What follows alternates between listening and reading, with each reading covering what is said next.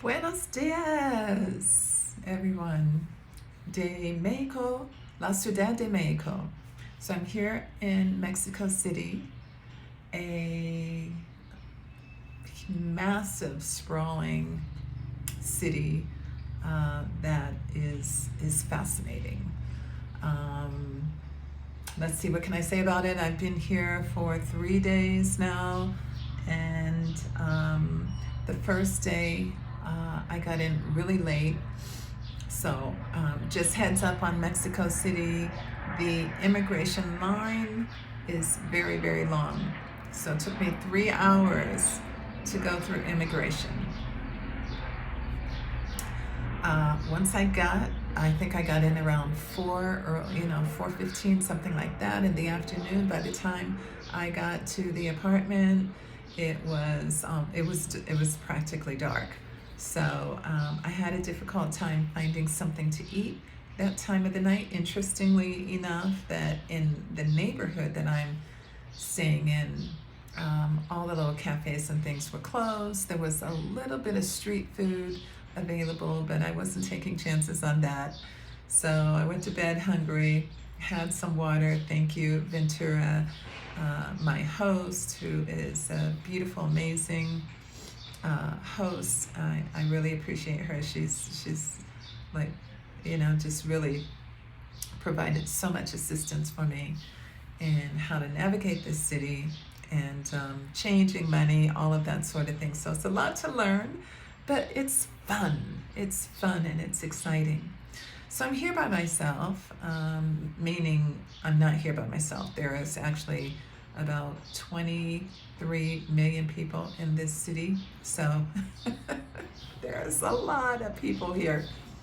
But I'm traveling. I came here solo, and I'm saying that to say that you can do this. It's not that difficult. It's really amazing. This is a very friendly city. Like any city, you have to be conscious. Same thing in the United States. You can't walk around, um, being very unaware of your surroundings. But I have had nothing but great experiences since I've been here. Um, Even the first day that I arrived, I got out, it was dark, and I walked, trying to follow Ventura's directions, where she was telling me where to go, where I could get something to eat. And I couldn't find what she was trying to, she left me written directions, and I couldn't find what she was trying to guide me to. But I walked for several blocks to the left, and then I got to a major avenue, and I turned left. Actually, first I turned right, and there were some hospitals there, and I figured I'm not in the right place, so let me go in the other direction. And when I went to the other direction, I found a mercado that had just closed, so it wouldn't have made any difference because I did not exchange money at the airport. So I had no pesos on me, and they would not have taken my credit card. So I learned that when you get to the airport, before you leave the airport, be sure and change some dollars to pesos.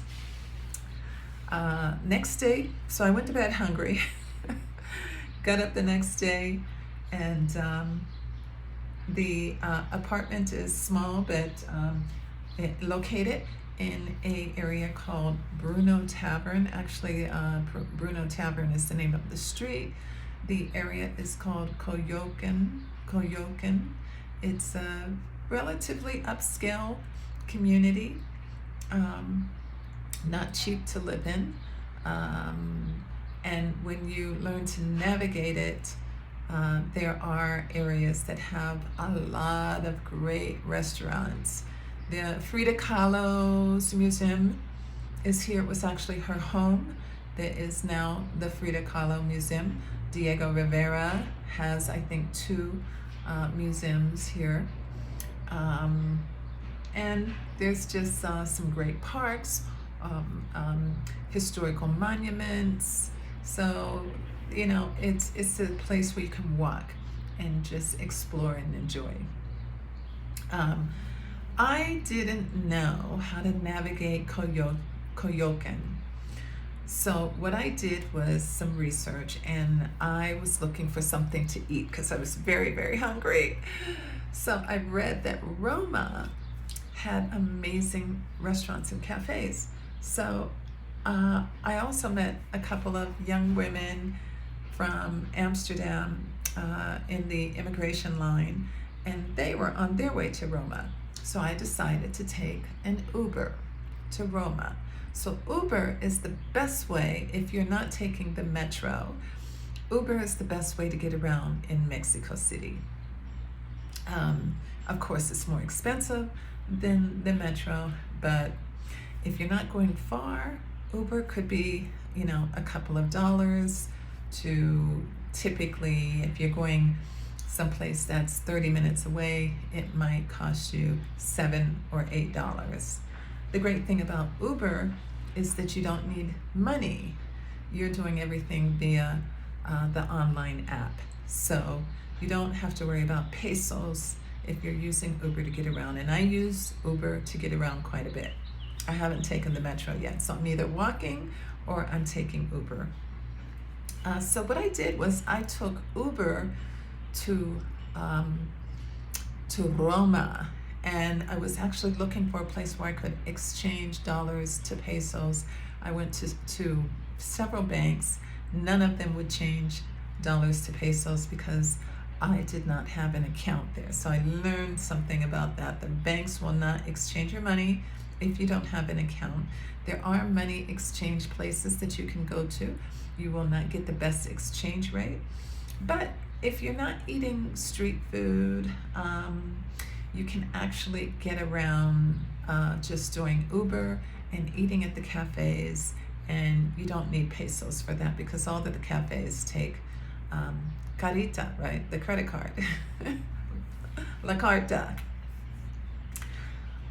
Okay, so I went to Roma, couldn't find any banks that would exchange my money, so I just went to a place that had great ratings for the mole sauce, and I wanted to taste the mole sauce. So the Uber driver dropped me off at this restaurant, and it was not quite what I expected. Wasn't quite as fresh looking as what I was expecting, but it was an old building, old two-story building. You walk up these steep steps into the little look like maybe a family-owned restaurant, perhaps. Anyway, the patron or the owner of the restaurant was very kind and very friendly, and I ordered a vegetable soup, and I ordered a tortilla dish, which is like an enchilada with the fresh queso, the cheese, with the mole sauce. The soup was amazing. It was exactly what I needed. It was full of root vegetables and absolutely delicious. Fresh, just exactly what I needed. The second dish that came was it was like an enchilada with a mole sauce.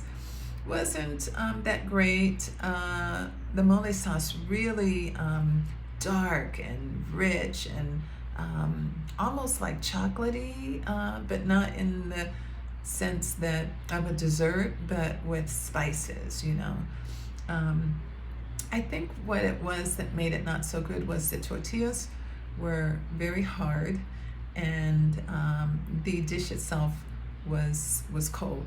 It just wasn't warm. So I let him know, and he wanted to take it back and warm it up, and I said, no, that's okay. It's no problem. I'm done. And so I just tasted a little bit of it, and that was enough for me. So I paid, and I left, and I walked the neighborhood, and I came across this beautiful cafe restaurant, and I was across from a park. They had outdoor seating, so I sat down and they brought me this amazing menu. It was very upscale. The waiters, the servers were mostly all guys, very friendly. The place was very modern, of course, clean, very polished. It was a very, I would say, gourmet kind of Mexican restaurant. And I'm telling you, the food was just unfreaking believable. I have never had food like that in the United States, ever. And I've eaten at a lot of great restaurants. I lived many, many years in California. I've eaten in great restaurants all over the country, and I've never had anything like this. My first dish was a soup. I had another soup, and it was a mushroom soup. It was like, I think you would call these not the oyster, more like I guess like a trumpet mushroom, and very abundant. There were lots of mushrooms in the soup. It was just the broth, the mushrooms. There were other vegetables. It had seaweed. It had spices in it, and it had what they call Oaxaca cheese or Oaxaca queso, which they take it's like a soft white cheese, and they caramelized it. So on top it was it was brown. They had browned it on top, and then they don't it's not a lot, but maybe that much, in the bottom of the soup. And so when you eat it, you just kind of take a little bit of that queso, and you have it with each spoonful. That was amazing. I nurtured that soup.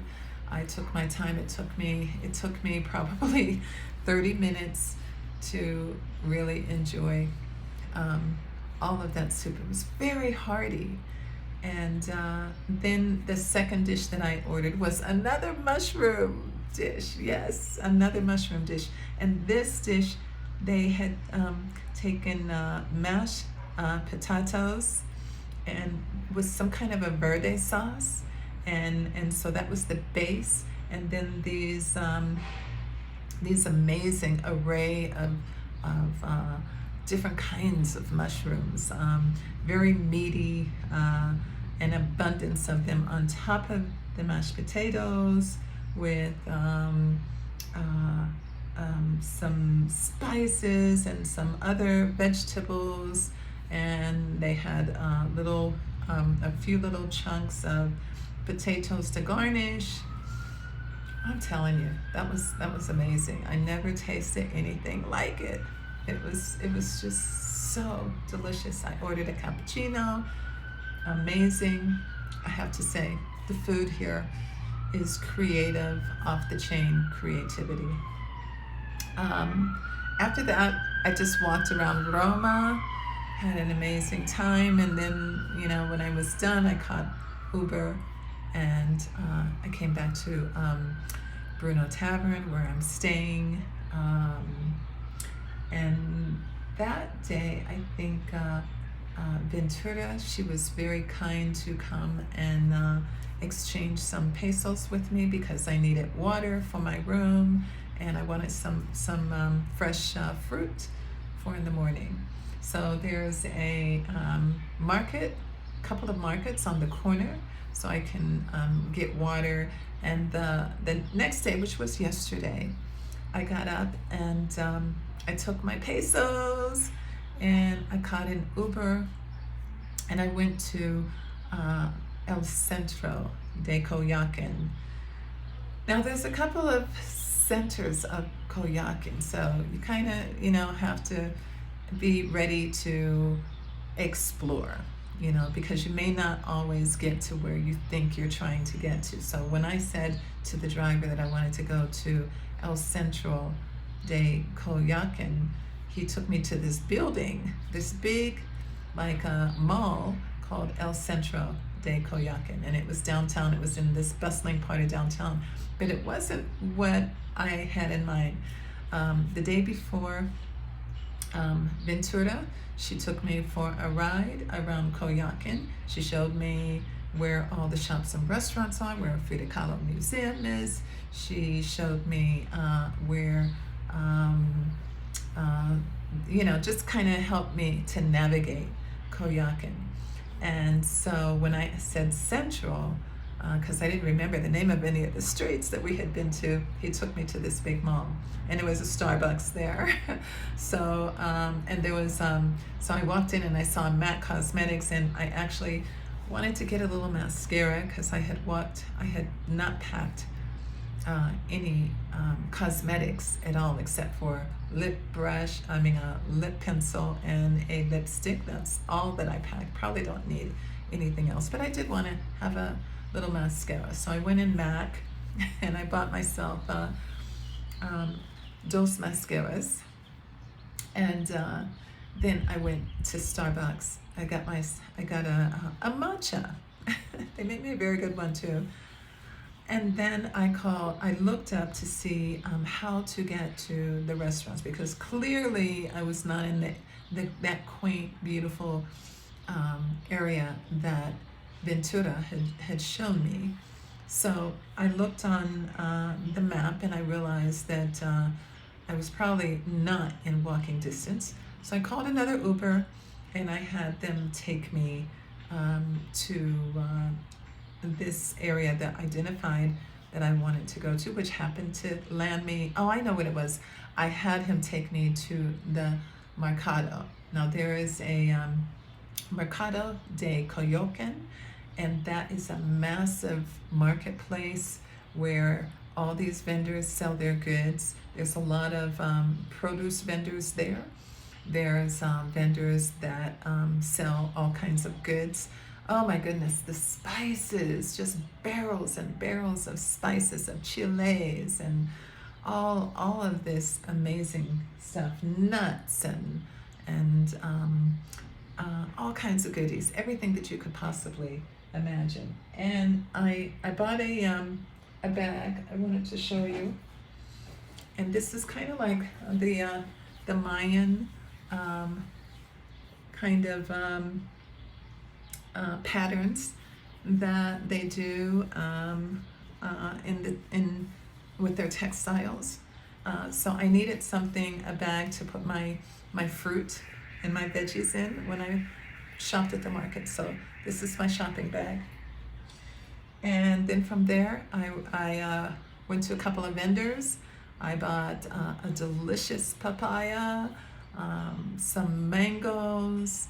I bought a head of lechuga, lettuce, a couple of mangoes, tomatoes, and some lime, so that I could make myself a salad. So, and then after that, I walked around the market. I shot a video actually that I'll share with you, and am I being recorded? Yes, I am. Okay, I wasn't sure. For a moment, it looked like I wasn't. I walked around because by this time I'm hungry, and I was looking for something to eat. And I came across El Parque de Frida Kahlo, and that's the park of Frida Kahlo, and there's a life-size statue of her and Diego Rivera. So I took a picture of myself there with Frida Kahlo and Diego Rivera, and I walked around a bit more, and finally I came to and mostly I had sort of moved away from the bustling area where there was a lot of in the market. There's a lot of food, but I wasn't sure if I wanted to eat there. People have counters where you pull up a chair and you order whatever you want, whatever they have. You can walk around and see what all these different vendors. It's really an experience, something that I would like to explore. But I decided that I kind of wanted to play it a little safe and find a restaurant and sit down and just chill. So I came across La Posta, and turned out that is a lovely Italian restaurant. Had a beautiful big courtyard. A lot of people sitting outside in the courtyard. So that's what I did. Um, and they had ensalada on the menu, which I had not had. A really great salad with some greens since I had been here. So I ordered this salad. It was wonderful. It had lots of lechuga, lots of lettuce, had some, let's see, raspberry, cranberry, had some nuts in it. It was very, very good. Had a delicious kind of a raspberry vinaigrette, and they brought me some focaccia bread that was really fresh that they make. So I had a little bread, and I had agua, a bottle of agua con gas, sparkling. And then I tried a glass of the civata, which is like it's sort of like a sangria, but it's an Italian style where they put a lot of apples in it, in a red wine. So I had a little bit of that. It was very strong, though, I have to tell you. I haven't really been drinking any alcohol, and boy, was I buzzed. And I went to reach for my glass, and I knocked over my glass, and all the water spilled on the floor. I thought, okay, I think I've had enough of the civata. So I paid my check, walked around a little bit more. It's really very nice neighborhood. And then I caught an Uber back home. It's very nice. Yeah, ran into Ventura on my way up the stairs. Actually, I gave her patches. Ventura is a ophthalmologist. Yes, she's an eye doctor, and lovely woman. I patched her, and she was excited about the patches. So that's really cool. I'm looking forward to signing her up. She's like my first my first person that I've actually told about the phototherapy patches since I've been in Mexico, and certainly so many more to come. And LifeWave definitely has a distribution center here in Mexico, so it's perfect. So I was really excited to be able to do some business here in Mexico. So today I had my papaya, I had some warm water with lime, and and a banana. And now I am headed for the Museo de Arqueológica, the Archaeological Museum. Museo de Arqueología, that's how you pronounce it, Arqueología. So this is where all of the historical, ancient, cultural relics, not all of them are there, but it houses a number of them. And I'm gonna Uber over there, and I'll report back in another day or two. Or I will do my best to try to document my experience if I'm allowed. Sometimes you go to museums and you're not allowed to film anything. So we'll see how it goes. I really want to make sure that I keep an eye on my charger, because I don't have a manual or a mobile charger. And I really need my phone in order to maneuver the city. So I have to be very mindful of how much video I shoot and how many pictures I take and how much texting and things that I do when I'm out and about the city. So anyway, much love, everyone. And I will let you know how my adventures go today in La Ciudad de Mexico. Hasta luego.